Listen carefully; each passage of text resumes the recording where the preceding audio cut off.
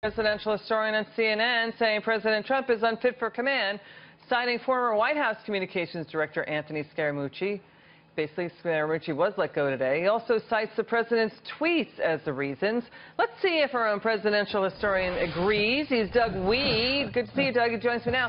First of all, are the president's tweets like the Nixon tapes? No, not at all. And it's comical of all people to be talking about profanity the day before the election. Hillary Clinton's celebrities all got together in a studio out in California.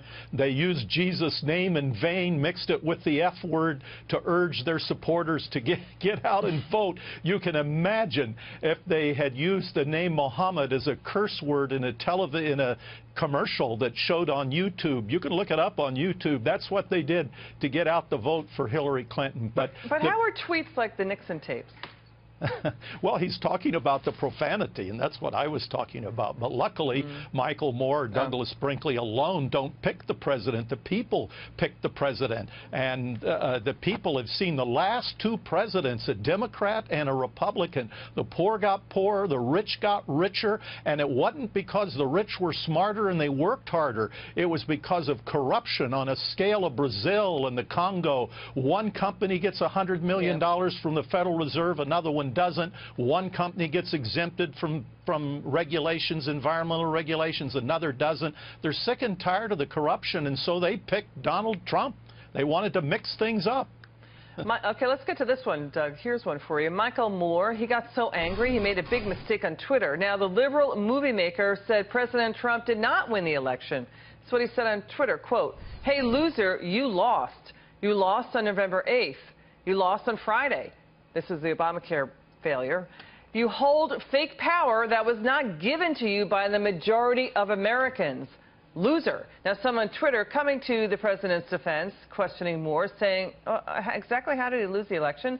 Seems to me the U.S. Constitution, Electoral College say otherwise. So go learn civics, you tool. Does Michael Moore have different numbers than we do, Doug? Well, there's a certain arrogance out of Hollywood. They still can't get over it.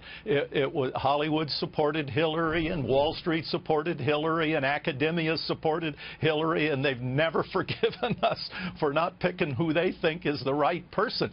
But it reminds me of Andrew Jackson. He came into power. He feuded with his own cabinet. He started his own advisors. They called it a kitchen cabinet. He feuded with the U.S. Senate. They rejected, for the first time in history, one of his nominees for the cabinet. You see the same thing playing over and over. People thought it was the end of the world, a constitutional crisis, but Andrew Jackson turned out to be a great president. He was hot-tempered. There were some controversial moments. He had 100 duels in his lifetime, and he died with a lot of bullets in his body, but he was a great president that we needed to stem the tide of corruption that he was facing in his day, and that's what we need again with Donald Trump.